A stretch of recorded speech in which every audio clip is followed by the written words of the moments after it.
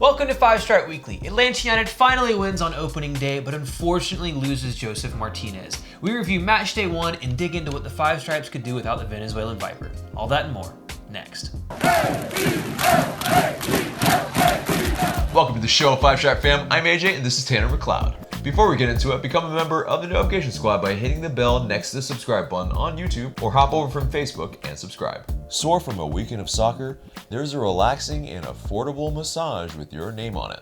Massage Heights is a charming day spa that offers an exclusive escape from everyday routines. Refresh your mind, body, and spirit with a personalized spa treatment from Massage Heights. With 6 locations around Atlanta, look no further, book today to avoid the rush. It's been a weird week for Atlanta United with some highs and some lows that are just a little bit difficult to swallow, but what we do need to do is rally together as a fan base, as a team, and 2020 do it for Joseph, or 2020 for Joseph rather, but the hashtag, however I put it on social media. But let's get to the match review for Nashville. It was a 2-1 win. Hooray! We finally won a season opener. Unfortunately, it only cost losing our best player. Exactly. I'm fine with losing every season opener from now on if this is the case. We'll never have to worry about going unbeaten, but you know what? Everyone's fit. Yeah, and so definitely, overall in the night it was good vibes. It's Nashville SC who it was their first match as an MLS side. They had some extracurriculars that match kind of the the vibes of a Nashville with the Judah and the Lion before. Be honest, how bad was it? It wasn't absolutely terrible. I wouldn't say they're my type of band, but it was. I think something for the locals. If they really enjoyed it, then let them have it, right? But and then Lizzie, did a little soloing and whatnot, and that was cool for them.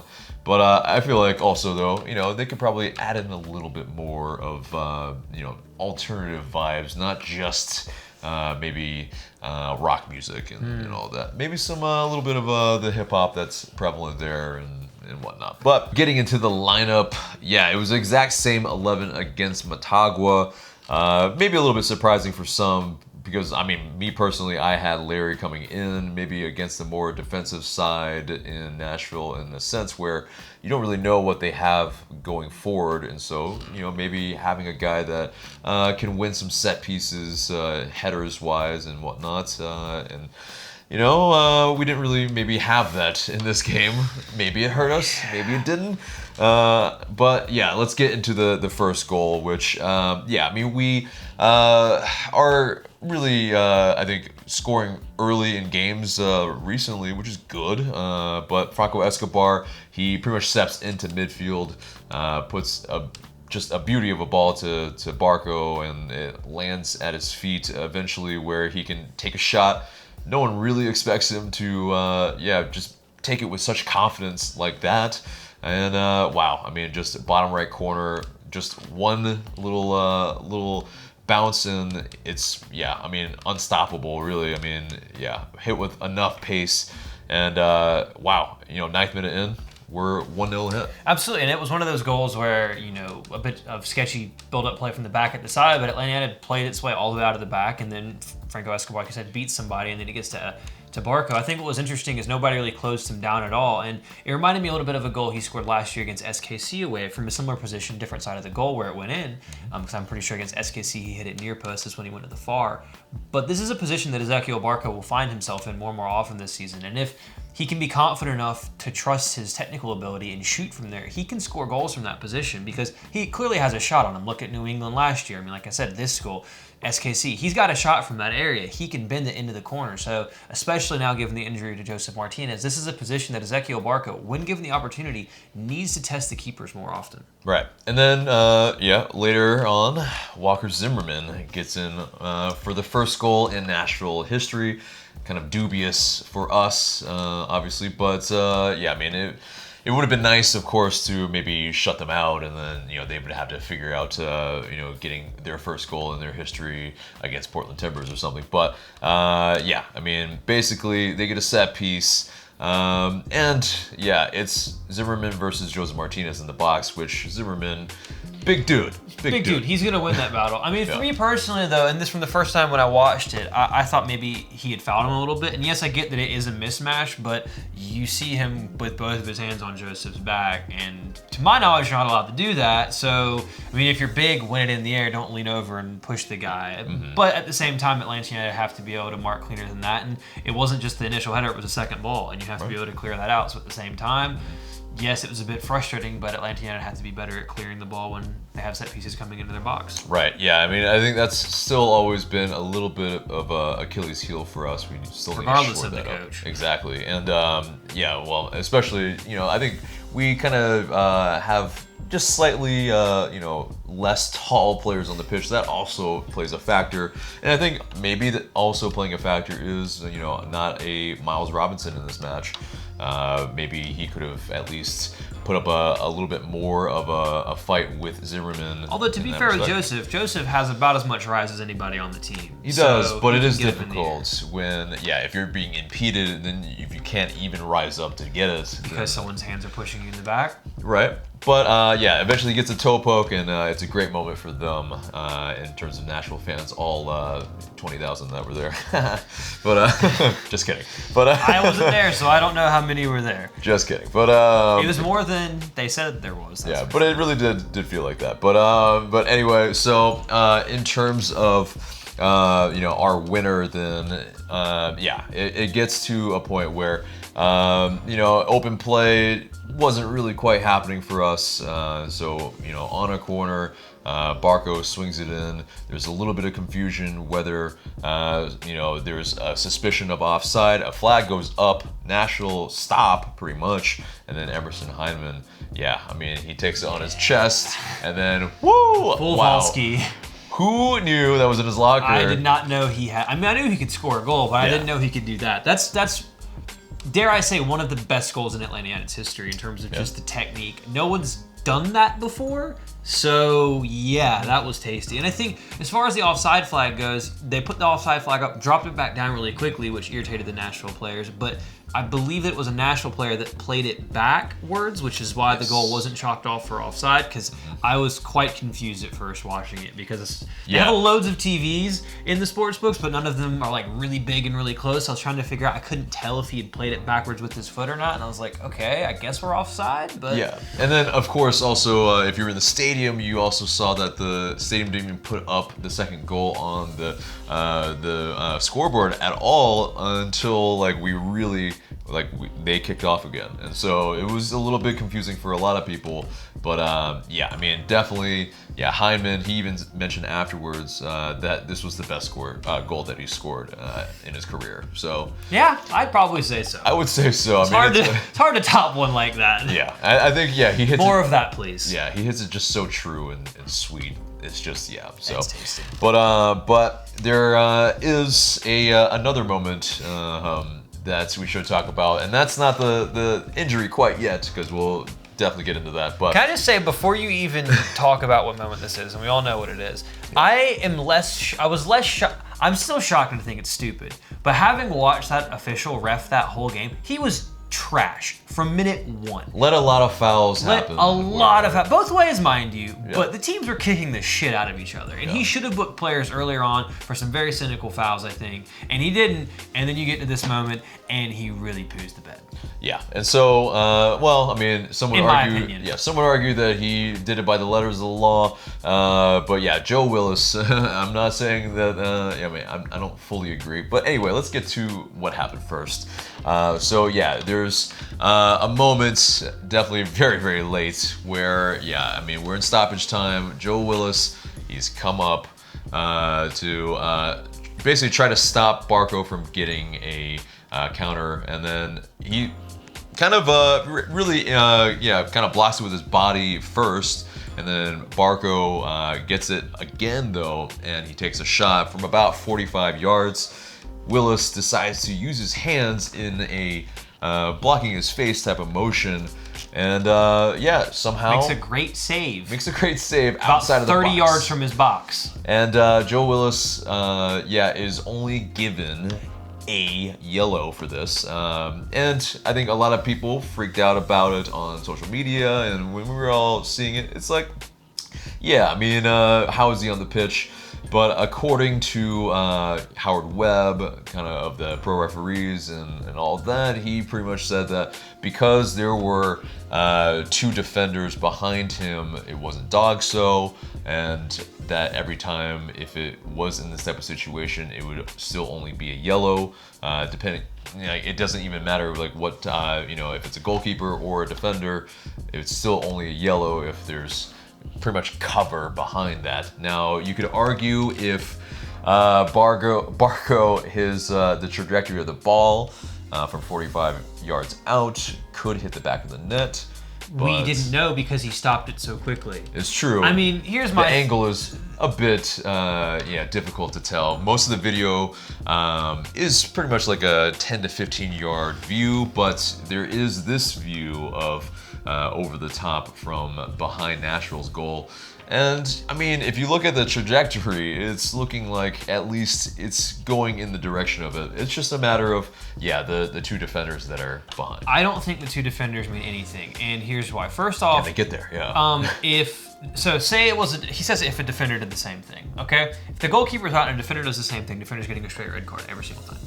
Every single time, and he knows that. This excuse from Howard Webb, it's typical of pro, and it's absolutely nonsense in my opinion, because you don't, it might not have been going into the goal. Well, we don't know because the goalkeeper intentionally used his hands, something he cannot do. There was complete intent to deny Barco the chance of even scoring a goal. And don't say the defenders were back. The defenders weren't in the box. They weren't standing on the goal line. This could have gone straight over their heads.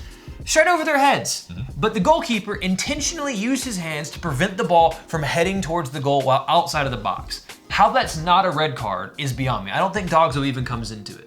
It's not in the spirit of the game, and this opens up a dangerous can of worms. Oh, so you can use your hands to block the ball now, maybe as long as there is a person behind you, because it maybe might not, who knows, have gone in the goal.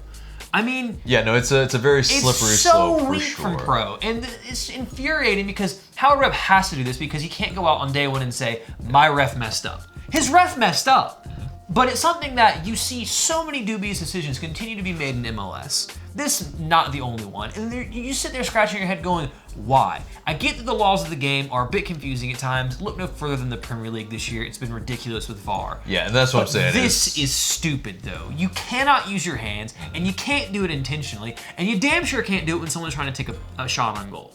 So, he wasn't passing it. We know that. He was shooting it. He used his hand. Red. End of discussion. Well, pro referees disagrees. So in terms of that, is this something that we would like to see change going forward? If this is the call that they want to go with, I think we would say absolutely, because I mean, even if Brad Guzan did this, I think most of us would be like, yeah, red card. I mean, and Willis, I mean, if you saw the look on his face, he knew he was gone. Yeah. Willis knew he was gone. He had this flushed look where it was just like, I'm in trouble, but somehow I got away with this. I'm just gonna walk away from the scene of the crime. And I mean, it's a very kind of agitating situation, of course, and I mean, let us know if you agree with it in the comments below. But everyone's gonna have their opinion, I think, of this, because it didn't make a difference in the result, but it's just like you said, the precedent it sets is bad, and it just looks stupid. Right. But anyway, so getting to the, I think, biggest moment in this match. I think, well, the second biggest moment is also Franco Escobar going off at halftime, pretty much. He didn't return in the second half. Apparently it seemed to be a little bit of a knock, and the extent of it is still unknown. But the biggest moment is definitely Josef Martinez going down in a heap. The first time, he goes knee to knee essentially with the defender. It seems a little innocuous, but not really. I mean, really, if you go knee to knee, it is very painful. And he immediately pointed to his knee. He was pretty much saying, something's a little iffy. But I think the warrior in him is like, okay, he's off the pitch after a long time down, and then he comes back on, and then he has to pretty much, the play has to stop. He gets stretchered off the field, and everybody in Five Stripe Nation is completely worried. We just have no idea what the extent of it is. The fact that he was able to put a little bit of weight on it after he was stretchered off to be able to walk off into the locker room, I think is what gave a lot of fans a little bit of glimmer of hope. And then that came crashing down the next day. Unfortunately. But in terms of this match, though, pretty much after Josef Martinez came off, we had to hold on for dear life. I mean, it was pretty much, John came on, looked good at times in terms of the hold-up play, but I think the combination play in terms of him running in behind after he lays it off, it's just a little bit maybe not up to speed as maybe like a Josef Martinez would in terms of what we expect from a striker at LA United, and so it's it just we're really struggling to really, I think, get something going forward. So the last 20 minutes, 25 minutes, it's really all Nashville pretty much. So a little bit rough. We're trying to see out the match, and we do, thankfully, 2-1. We get our first opening day win, but I think, What cost? At what cost, indeed. But one positive that came out of this is Lawrence Wyke getting his MLS debut, who didn't even think that he was going to be starting. He came in for Escobar. I think he had a decent time, although I think when guys were kind of going at him, going to the byline, he was maybe kind of got beat for pace a little bit, but overall, I mean, he still shepherded us out into a 2-1 win. So, I mean, congrats to the kid for getting his first MLS match. But getting into some of the attendance things that were said before. CEO Ian Ayre said that there were probably going to be 1,500 Atlanta United fans that were going to be at the match, and I just don't think that 1,500 jives at all. There were 59,069 people there, according to Nashville, and so in terms of the percentage, who really knows, but I think it is definitely much higher than 1,500. Maybe you add another zero. Maybe you add take that and then times it by 2. Possibly, but because I mean, just the surrounding areas that we were at, there were a lot of Atlanta United fans. I mean, I think Nashville had their supporter section, and I think they had their opposing goal in as well in terms of Nashville fans. But beyond that, you could see just a smattering of yellow. Now, the problem is how do you really kind of quantify how many Atlanta United fans are actually there? And it's cold, so people are wearing overcoats. Exactly. And everything. You can't see that. Plus, you can't. They didn't do a survey. They didn't do a little check something. Nothing. So it really is. It's really anybody's guess. But I think it's definitely way more than 15,000. But anyway, so it's good for Atlanta United Nations. Exactly. It's a big travel. It's a great. I think it could be a record probably for an away crowd in MLS. And I just wish that you could somehow get a massive chunk and put them all together in the same place. Yeah. Just because that generated a lot of noise, although it probably wouldn't look good if it was as many people. As you said, it's like they probably didn't want it looked like a half and half college football game or something like that. For sure, yeah. I think this is a game. I wasn't able to make it to this one, but it's something that I think next season I'd like to do. And I feel like this, as well as Charlotte, with both being only 4 hours away, could be in a way that, after the initial novelty of going away, whereas all for some people, you'd still, I think, have a few thousand people traveling to this every single time, which is really great for both the sport and the rivalries between those two cities in the future, because you have to have big aways, and unfortunately they have to wait until next year because MLS is stupid. But I can't wait for Nashville to come to Atlanta, and it sounds like there was a lot of hospitality and everything exchanged, so for them to come here and experience the same, except there'll only be 1,500 of them at that game. Yeah, probably. Yeah, well, so anyway, let's get into some of the post-match quotes FTB talked about Franco Escobar, and he said he got knocked on his side and he felt already something there. Another moment he felt a little bit more, so then we didn't want to take the risk to continue. I don't know if it's the same as Miles Robinson, but it looks like a little bit like it, but maybe not so high. Miles Robinson had it really high on his side, so that we have to wait, we have to wait for an MRI or something like that. And then, of course, he talked about Josef saying he doesn't look really, really well, but he doesn't want to say anything about it. We have to examine him tomorrow in the hospital and to get a good opinion about it. So yeah, to wrap up this match, in terms of the man of the match, I think it's got to be Emerson Hyndman with the game winner, right? With a goal of that quality, you kind of put your name on the man of the match award for that, because right. that was something special. Indeed. But yeah, so a very bittersweet opening day, and just it gets to where we talk about the just really, really bad news that we all didn't want to hear. So getting into the news, Josef Martinez, tears his right ACL. And in terms of the severity of it, it is not known yet. The surgery date will be to be determined. So it's just a matter of a wait and see at this moment. But in terms of, Josef Martinez, he spoke on Tuesday after, everybody was just well wishing him.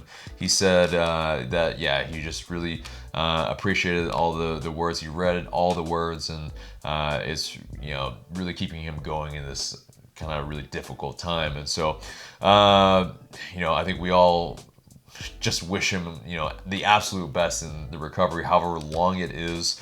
Because that's the difficult part. That's the weird thing, yeah. You don't really know how severe the tear is. Well, if there's as long as the tear, if it's just the ACL. Yeah, but hopefully it's just the ACL. If it's others, that's the problem. Right, and so you don't know how long, that recovery point is if, it's more severe than that. And so I think for a lot of people, and that's the weird thing, is that you usually have, I know there's been posts about it, some people say, it's 2 to 8 month recovery. First off, the 2 is when you start walking again.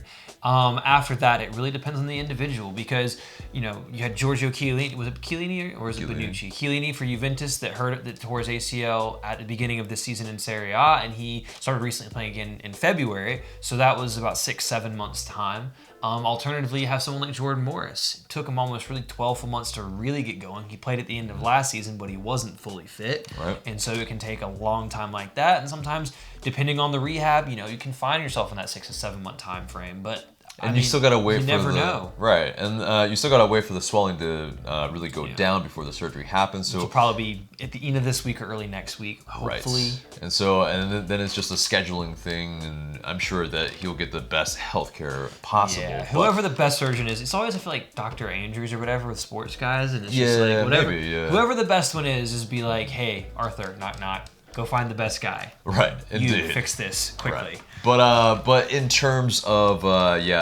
just another heartfelt moment though, Mikel Miron, he scored for Newcastle in the FA Cup today on Tuesday. 2 great goals. But he pays tribute to Josef Martinez, his hermano, and man, it starts to just get tears and.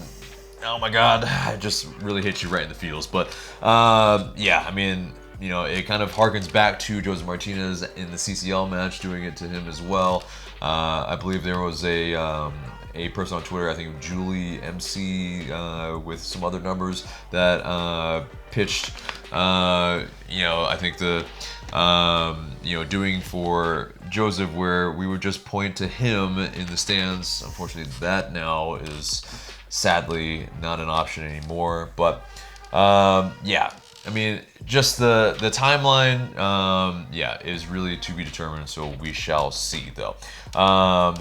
In terms of what Frank de Boer has said in terms of what Josef's importance to the team, he said everybody knows that Josef, when he's in form, he's the best in MLS. In training, you see the quality. It's going to be a big loss. De Boer also said, we have to search and not make a hasty decision. If he's ruled out, there's a good possibility that we're looking at the market for a replacement. He said this after in the post-match press conference. He also talked about Adam John. He's important.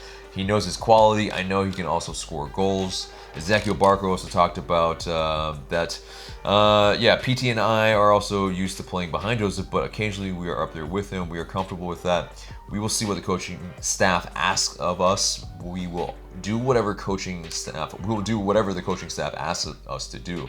And it may come to that where they may have to see PT play as a false 9 or PT and Barco play up top. And it'll just be really interesting what Frank de Boer decides to do, because really at this point there's infinite options. But what will be the best for the team? It's really, we'll see what the results and the performance can be when he switches it up. But in terms of what we have kind of available, we do have a senior roster spot. We do have an international spot. The window for MLS is open until May 5th. And then, of course, the secondary transfer window also opens up from July 7th to August 5th. I don't know if we want to wait that long. I think, the team has said and kind of alluded, especially I think Rob Usry has mentioned that they believe that a move will be done in this window before May 5th. So, in terms of the possibilities, in terms of the MLS structure and all that, it's convoluted, it's complicated, but in terms of if he is going to miss the entire season, if we do put him on the injury reserve, then it opens it up for, that roster spot for one. In terms of, kind of GAM and TAM, we get credit of up to $250,000 in terms of GAM, in terms of a budget charge. Unfortunately, that new player cannot exceed what Josef Martinez can make. So yes, we cannot bring in another DP. In terms of that, is it the right way to maybe put him on injury reserve? Is it too early to maybe put him on injury reserve? I think yes. Because, especially with someone like Josef. If anyone was going to make a recovery in 6-7 months and be back playing, it would be him. Absolutely, yeah. He's a guy that, you have to pry him off the field, obviously. He still tried to play with that ACL tear, and that's just speaks volumes of what type of player he is. I think something to note, so it's not so doom and gloom, is that yes, Josef Martinez did miss several months in the 2017 campaign. Obviously, Tito did spell him in that time and did really quite well. I know, and so that's where a lot of people were like, yes, Tito was sold to Libertad, and now we don't really have anybody that is like as close to what Josef could offer. That he was probably the closest guy, at least on the roster, and then maybe in the league, maybe not quite, but somewhere where you could replicate some of that quality. But of course, Miggy also missed around kind of 6 to 8 weeks in 2017, and then 3 to 4 weeks in 2018. And then Jonathan Nagbe, another big player, missed a few months in 2018. Yeah, it seemed like it was like like half a season almost, because we made do without him somehow.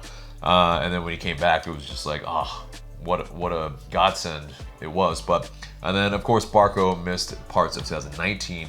So we're not averse to this type of kind of setback, but at the same time, it is Josef Martinez, where it's as prolific as he's been. In 2017, we didn't really know exactly how prolific he actually has been, because we had about 2 months of him, and we knew that he was scoring at a really crazy rate, but we were still building the team around more of a Miggy, and we had Yamil Assad and Tito to really spell that, but now this is definitely a team that's built around Josef Martinez. But in terms of maybe who could be brought in terms of why and how and all of that, there are things being floated out there by writers, and one of them is CBS's Roger Gonzalez. He said, hint at a possible striker that could be brought in by Atlanta United. Europe-based, has won it all. You could speculate so many of these. Sweet, that has not narrowed it down. It really hasn't. And the definition of won it all, is it World Cup? Is it Champions League? It's a little bit strange, maybe like the wording. So, who really knows in that respect? So, yeah, I mean, it's difficult to speculate exactly who. But one of them that he did mention that he thinks that LA United should have gone for before the other bit of news that came out after that was that Daniel Sturridge, of course, of Liverpool, and previously, he was a player for Chelsea as well. And City, so he can complete the trifecta of teams I don't like. But his best season was 22 goals and 9 assists with Liverpool in 2013-14 season. That was a funny season. Yeah, unfortunately, they didn't win. But and so the problems here, not only because his salary probably would be very high, and that if he would accept a lower salary or not to play in MLS and kind of really be a stopgap, really maybe, or if he even was a stopgap and then maybe played on the wing, which he has before. Can he stay healthy enough? Yeah, that's my thing. Is why his best season was in 2013-14, 7 years ago? It's because he's been hurt the whole time since then. Yeah, I mean, we're not going to bring a striker to play for an injured striker who's just going to be injured the whole time. Exactly. I mean, just going through his injury history in the past 3 to 4 years, toe, a knock, a muscle injury, calf muscle, thigh muscle, groin, Achilles, fitness, unknown injuries, hamstrings, hip, calf. I mean, it's just, it's a litany of injuries really at this point. But why he was floated was because his contract was terminated by Turkish side Trabzonspor, and I mean, all that was well and fine, but then he was slapped with a 4-month suspension he essentially was maybe doing some gambling. Some Pete Rosing? So, in terms of that, he's a 30-year-old as well. I mean, it's just a guy that probably just doesn't really fit kind of the idea of what we want, per se, because transgressions, injury history, maybe not the right guy. But, yeah. But in terms of, I mean, if it would even be able to happen like a deal, it would have been better as a loan deal, because now it costs more, even though he's on a free, wages and the whole thing. Yeah, you have to pay the full thing. So, and also because of that ban, it's, MLS isn't exactly directly sanctioned by FIFA. There is that indirect of USSF, and then CONCACAF, and CONCACAF is governed by FIFA. So, I mean, whether he's really able to be brought in, he can probably not. Another kind of wacky transfer rumor was Quincy Amarikwa, previously of DC United. Kind of a strange rumor to begin with. Apparently, from MLS News, the Instagram account, I kind of did some digging, and apparently he was DM'd to post that rumor, which is interesting to begin with. And so in terms of the plausibility, it seemed like Amarikwa actually DM'd MLS News to actually make that happen, to make that rumor of him being at least rumored to Atlanta United. So, a little bit strange to begin with, and I think it's just pretty implausible. The only thing that's out there in terms of sources is that his entity himself, Perfect Soccer Skills, has floated that Atlanta United should sign Quincy Amarikwa.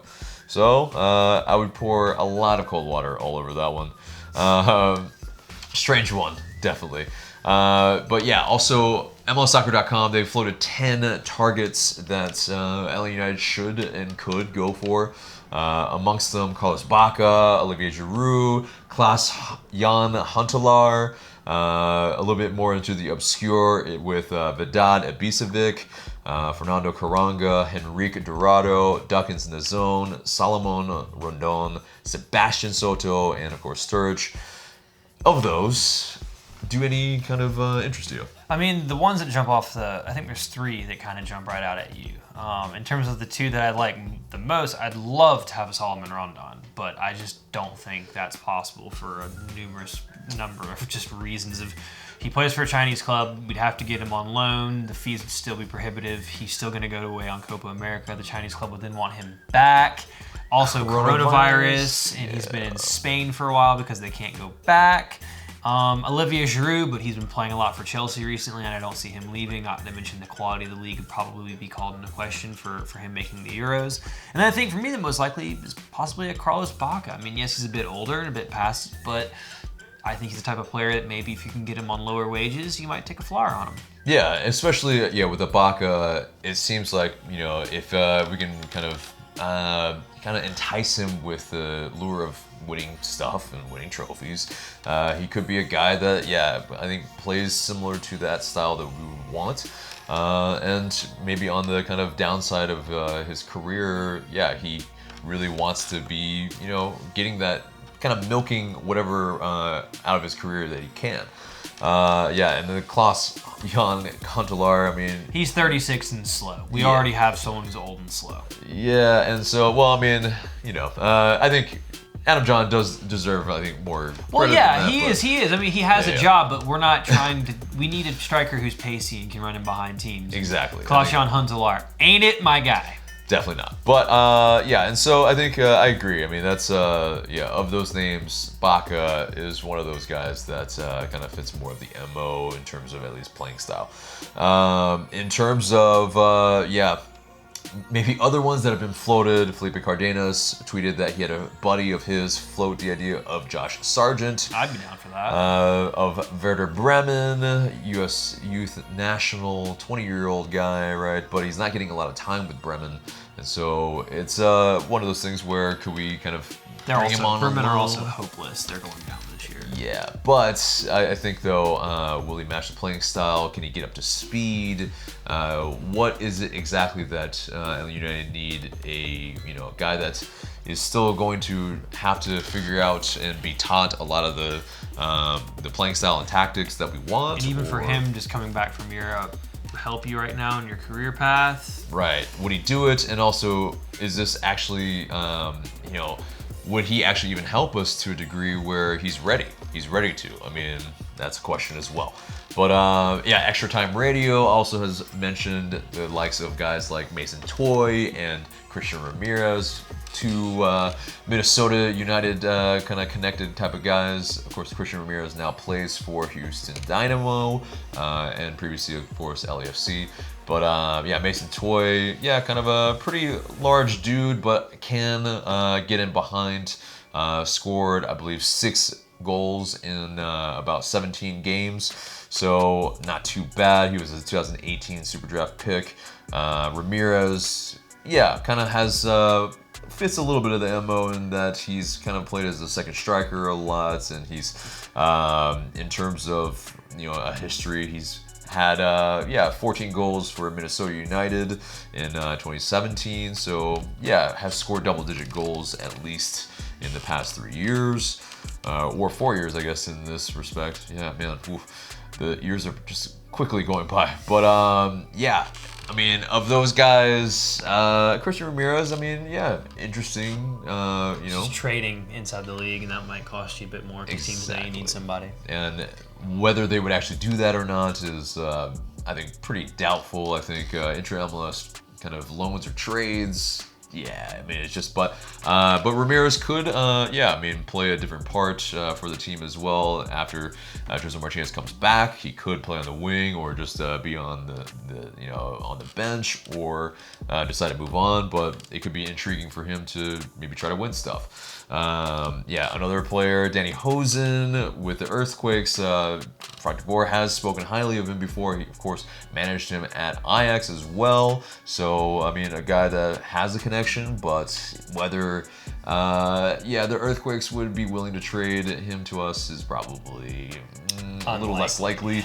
And then the Argentine League. I mean, maybe we can go in for some of the guys that we've probably scouted before, but maybe didn't ever feel the need to actually go after because Josef Martinez has been prolific. But there's plenty of backup strikers that maybe aren't getting enough time. Their schedule kind of works out in relation to ours that it might end at a point where we can bring someone in pretty easily in that respect. Maybe someone from there to look out for. But all in all, I mean, it's just we're going to be scouring probably and being offered a bunch of players, being linked to a bunch of players. Yeah, it's going to be silly season all over again. And yeah, I mean, it can be fun, sure, silly season, but I mean, God. Nah, the conditions around this one make it suck. For sure. But anyway, so moving on from that, our thoughts and prayers are with Nashville as they suffered a tornado early Tuesday morning. Really, really just devastating to see because, I mean, not only were we just there, or I was just there with just meeting wonderful, wonderful people, and the Southern hospitality that they gave us was just, I mean, just unparalleled. And so in terms of the disaster relief, we'll leave a description link below that you can consider donating if you are able to. And I mean, it's just well wishes to all of them because, I mean, that's just, no one wants to see that. So, but moving on from that, Atlanta United will face Club America. This is news from last week, but we didn't get to cover it because it was after we had Shant's 5-Stripe Weekly. That first leg is March 11th at 10:30 p.m. Eastern. This bugs me a whole lot because it's just one of those annoying kind of kickoffs that, I mean, could they just push it a little bit, even slightly earlier for them? I mean, if they even kicked off at like 5:30 or 6:30, I think they could do it. But man, 10:30 for most people. I question how many people are actually going to be able to stay up to watch the entire thing. But that second match is at Fifth Third Bank Stadium, March 18th. Much more palatable time for us, sort of slightly 8:15, still pretty late. Yeah, I don't care. I'm getting lit that day.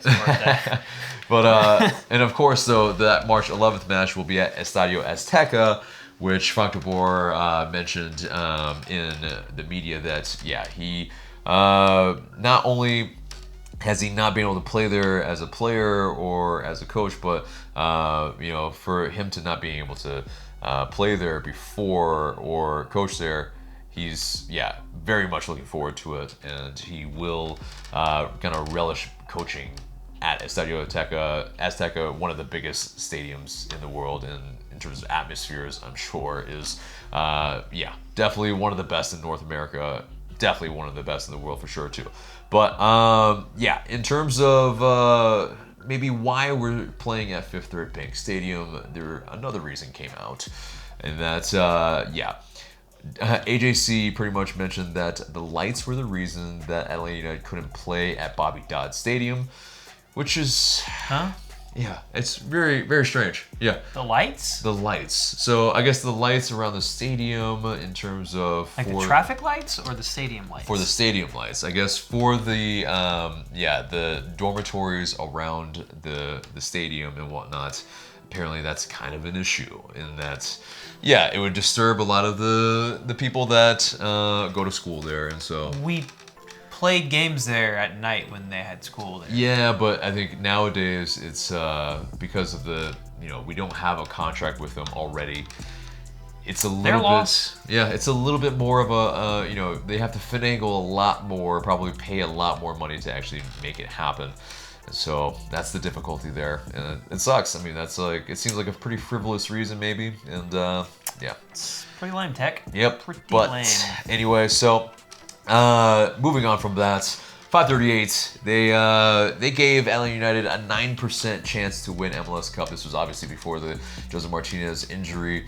LAFC at 24%, Inter Miami at 5%, Should our expectations lower for MLS Cup, for CCL, for... I mean, CCL, I don't think we ever really were going to win that if we're being perfectly... Even at full fitness, I think... Yeah, it just could have beaten, a couple. It was of an American outside tours, chance, but it was going to be tough. Yeah.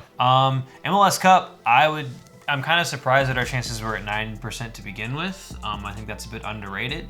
I would put them at 9% maybe now without Josef. I think with Josef, you have to put that at least like 15. To have LAFC at 24, I mean, yeah, they're good, but like that is overwhelming favorites. By the way, side thing, I'm terrible at gambling, as I learned in Las Vegas. Like, I lose if I bet on something, I lose. So I bet on LAFC to win MLS Cup. So I win money or they lose. So either way, I win. Dang. Yeah. Fuck 'em. Yeah, I mean, if you lose at Josef Martinez, of course your chances are going to go down. But who knows? If he gets fit and we make the playoffs and he's back in time for the playoffs, who knows what could happen? Yeah, I mean, I think, it's definitely, we have to lower the actual expectations, but in terms of the plausibility, I think there is still plausibility as long as we, I think, make the right moves in kind of replacing the production, and also, it's on Frank de Boer and the players to also supplant some of those goals that we'll be missing. Because, I mean, Josef Martinez, I think, accounted for about like 3.8 out of, or what is it? Like, yes, it's like almost 4 out of 10 of our goals in our entire franchise history, which is a bit outrageous. But makes sense. Makes sense. He has been so prolific. Man. We have been playing through him. Well, he was going to hit 100 goals this year in the league. It would have taken him 4 seasons. It took Bradley Wright Phillips like 7. Yeah. Well, anyway, so, moving on from that, in Atlanta United related news, Justin Meram, he was subbing on for Real Salt Lake against Orlando City, and the PA announcer went in on him and kind of pretty much allowed the Orlando fans to kind of jeer him and boo him. And I mean, I think just the stark difference between LA United fans and Orlando City fans in terms of at least we have something to make us happy. They've experienced nothing but misery and defeat and saltiness. Indeed. But speaking of another Orlando City, former Orlando City player, who actually won things with Atlanta United. Right. But Breck Shea, he has signed with Fort Lauderdale CF. That's Inter Miami's USL side.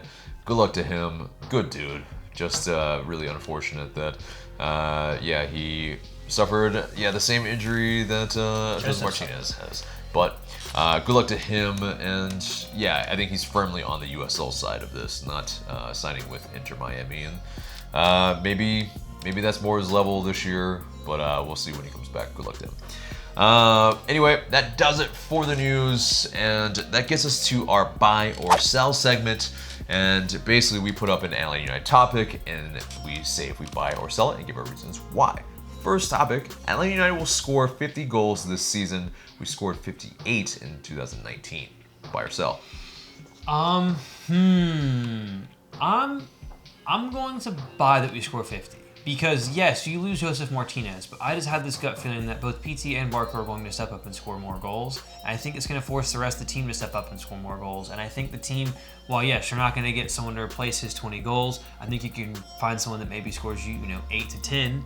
And then if everyone else steps up, you're looking at it. I think that with Josef Martinez, yes, you can rely upon him to score your goals, and he is going to score them. But now the team has to do more. And I think that the talent is there collectively to get to 50. Yeah.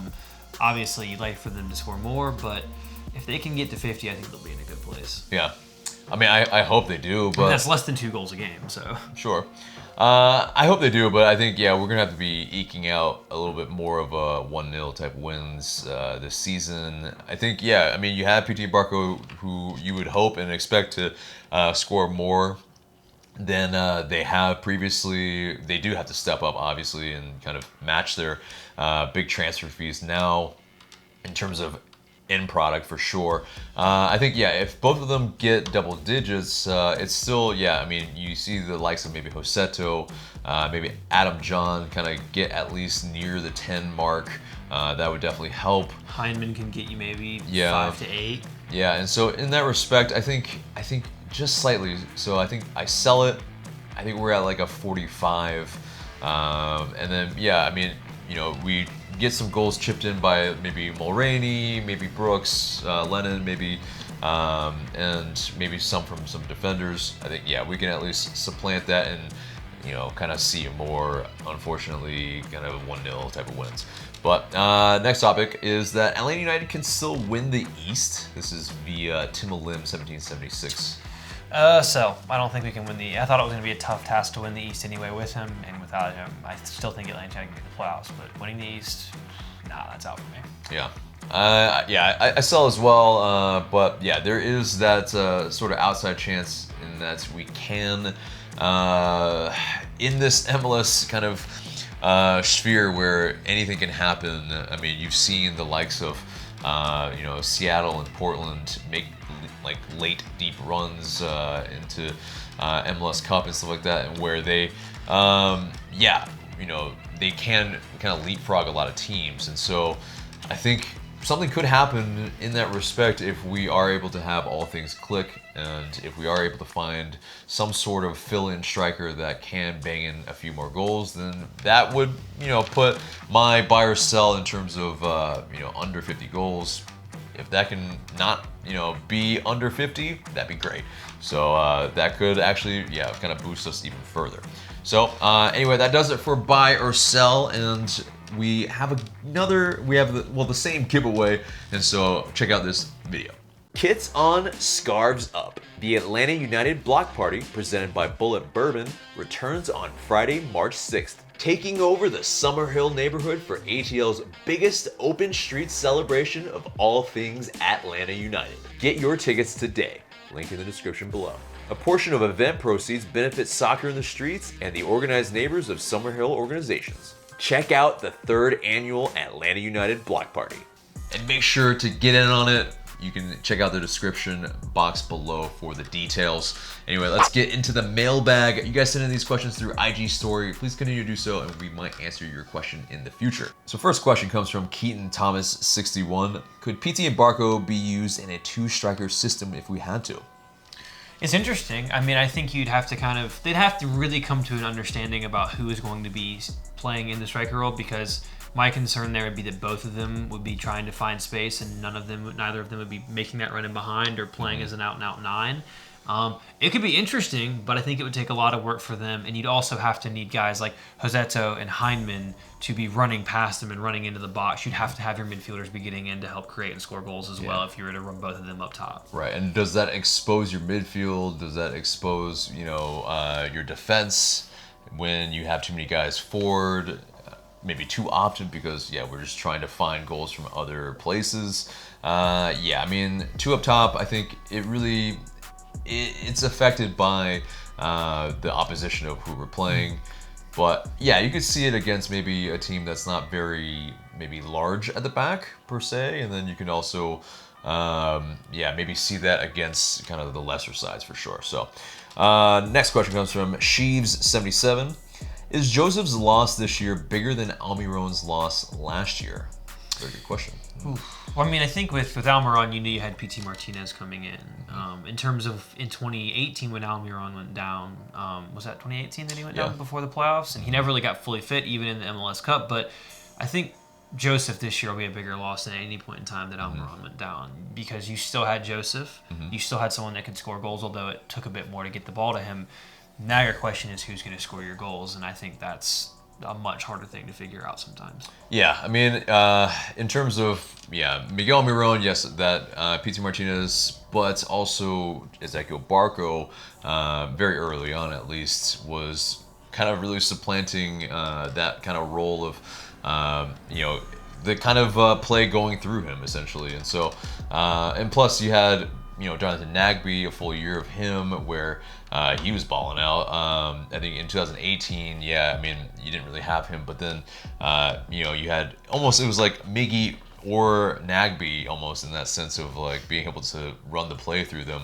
Neither were fit at the same time. Yeah, neither were really fit at the same time for long periods, really, anyway. And Josef Martinez, I mean, we pretty much play through him nowadays, especially in the past 2 years. That's, a thing where we just, it's going to be a large miss. I mean, like I said, like 40% of our goals, essentially, that's a large miss. Next question comes from Timolim1776.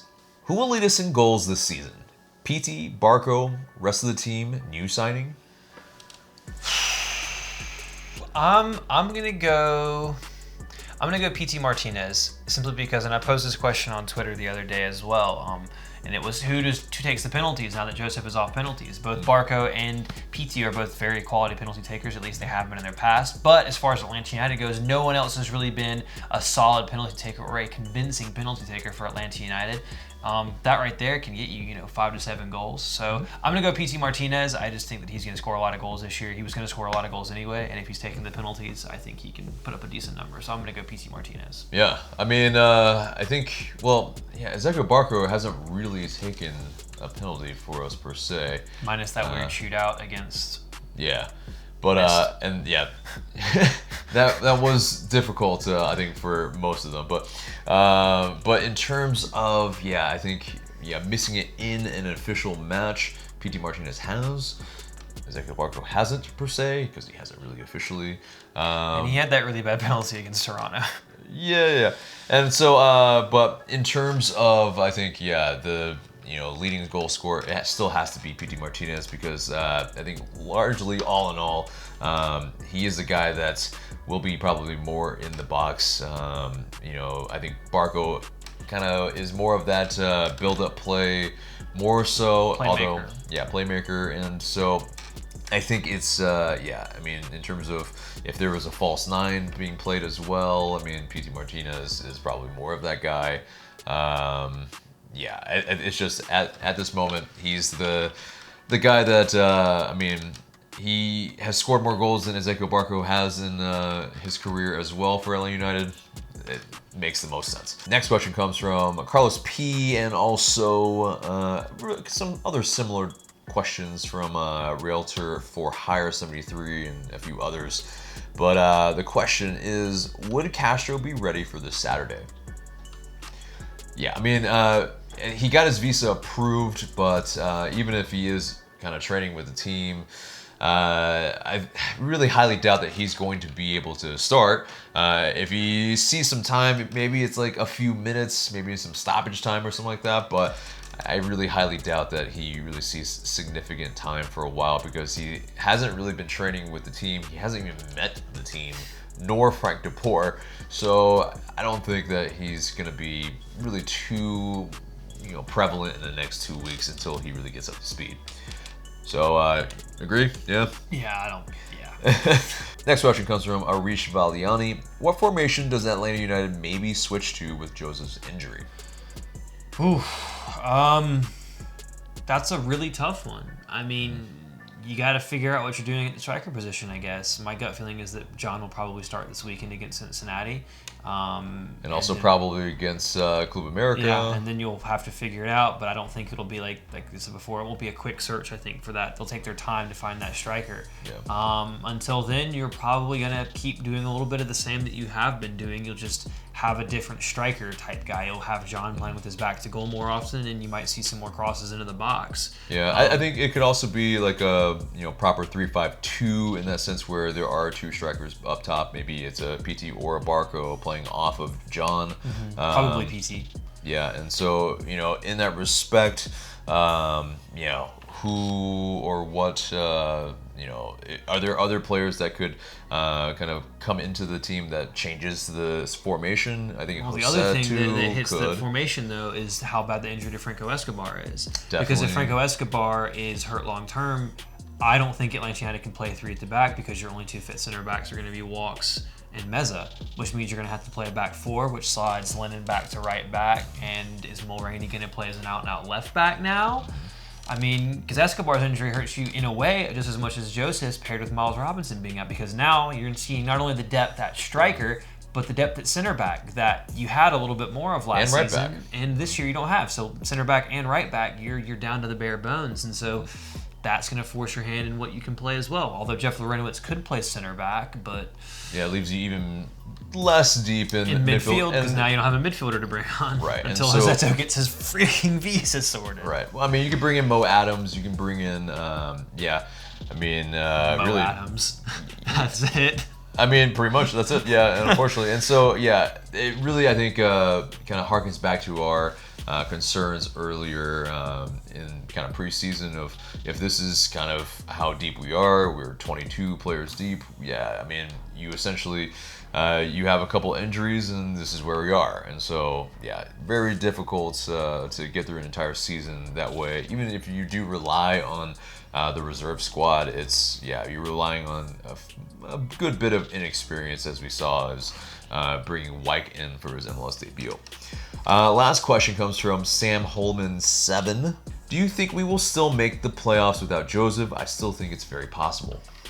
I'm going to be the optimist here. I think we still can. I still think that Atlanta, even without Josef Martinez, has some quality, but they're going to have to sign somebody, and you really can't afford to get too many more injuries. If you have some more key players go down, then it's hard, and in a salary cap league where you can only have so many guys to make the playoffs. But I'm still going to go with yes. I'm still going to be the optimist. I think there's enough there for Atlanta to do it. Yeah, I agree. I mean, it's I think before the season, I probably had us finishing maybe second or third in the East, and I think now we're probably in that 5, 6, 7 territory where we're fighting for a playoff spot because of just we need to finish goals, and we're missing our most prolific guy, and so that's what's going to be really difficult is we're going to be playing a lot more tighter games where the margins are tighter, and if we have to draw or if we if God forbid, we concede late goals in succession or something like that. I mean, it could really impact,